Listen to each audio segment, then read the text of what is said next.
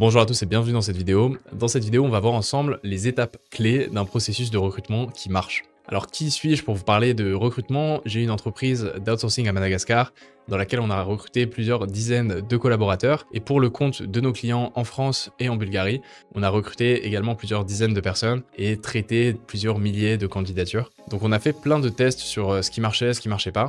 Et on est arrivé à la fin avec un processus de recrutement clair, simple et efficace que je vais vous partager aujourd'hui. Alors selon moi, la première étape qui est vraiment l'étape fondamentale d'un processus de recrutement qui va bien marcher, ça va être de définir de la manière la plus précise possible la fiche de poste. Concrètement, pour quel poste êtes-vous en train de rechercher quelqu'un, mais pas simplement vous arrêter à ça, rentrez réellement dans le détail. Par exemple, si vous cherchez une assistante commerciale, quelle qualité elle doit avoir, quel type de personnalité elle doit avoir. Est-ce que c'est quelqu'un plutôt d'extraverti, d'introverti?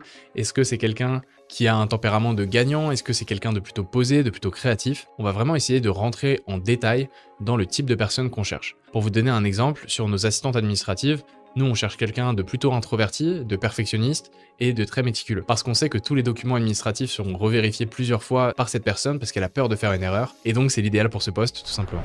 Une fois que vous avez défini le type de personne qu'il vous faut, définissez également les tâches qui seront allouées à cette personne. Ok, est-ce qu'elle doit envoyer des contrats? Est-ce qu'elle doit envoyer des devis? Est-ce qu'elle va envoyer des factures? Si oui, quel logiciel elle va utiliser? Combien de temps ça va lui mettre à peu près par semaine? Si je cherche quelqu'un qui est en temps plein, est-ce qu'il y a une quantité de travail qui est suffisante à lui déléguer? Est-ce que je peux la prendre qu'en mi-temps? En clair, vous devez réellement maîtriser le poste pour lequel vous allez recruter. Ce qu'il faut comprendre, c'est que le recrutement, c'est un petit peu comme de la vente. En fin de compte, ni plus ni moins, vous vendez votre entreprise à votre nouvelle recrue. Donc au même titre que vous n'iriez pas dans un rendez-vous commercial sans avoir une idée précise des services que vous proposez, ne vous lancez pas dans un recrutement sans savoir précisément ce que vous cherchez et ce que la personne devra faire et combien elle sera rémunérée pour ça, quelles seront ses conditions de travail. En clair, quel avantage elle a à rejoindre votre entreprise. Je pense que de voir le recrutement de manière transactionnelle et humaine est la meilleure manière de le voir, c'est-à-dire c'est une transaction entre l'entreprise qui fournit un cadre de travail, un certain statut et de l'argent, en échange d'un temps de travail certain de l'employé, par exemple 40 heures par semaine. Une fois que vous avez défini ce que vous recherchez, je vous invite à poster vos annonces dans un maximum de sites, sur un maximum de plateformes, partout sur les réseaux sociaux, d'envoyer également que vous recherchez quelqu'un à tous vos contacts du secteur, tous vos clients, tous vos partenaires. Bref, faire en sorte que votre annonce reçoive le plus de candidatures possible. Donc on a posté plus de 500 annonces d'emploi sur les réseaux sociaux. Ce qu'on a remarqué, c'est que c'est très important de voir votre annonce comme un texte de marketing. C'est-à-dire quel avantage a la personne à rejoindre, quel type de personne vous cherchez, et surtout faire en sorte qu'il y ait un moyen très simple de candidater. Pour candidater chez nous, vous pouvez envoyer un mail, remplir un formulaire, envoyer un message sur WhatsApp. En fait, il faut qu'il y ait le moins de friction possible entre le fait qu'une personne souhaite candidater chez vous et le fait qu'elle candidate réellement. Je vois certains processus de recrutement sont beaucoup trop archaïques et c'est très dur de contacter les recruteurs, faut passer par 14 calendriers, etc. Ça, c'est pas possible parce que tout simplement, vous allez perdre trop de potentiels candidats dans le processus. Donc ça, c'est le premier point.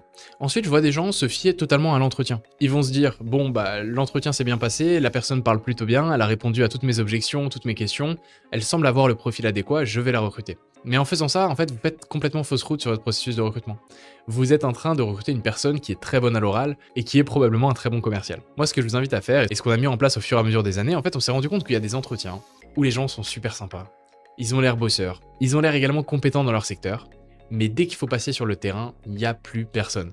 C'est-à-dire que, par exemple, sur les tâches administratives, on nous demande des questions évidentes du type comment modifier des documents, les délais sont pas respectés, sur certains documents il y a des fautes d'orthographe. En clair, on avait testé la personne sur sa capacité à réussir des entretiens, mais on l'avait pas testé sur sa capacité à effectuer le travail pour notre entreprise. Donc moi, ce que je vous invite à faire, c'est de créer un petit test. Donc comme vous le savez sur votre fiche de poste, comme on a vu sur le point numéro 1, vous avez toutes les tâches que l'assistante ou la personne de votre entreprise aura à faire.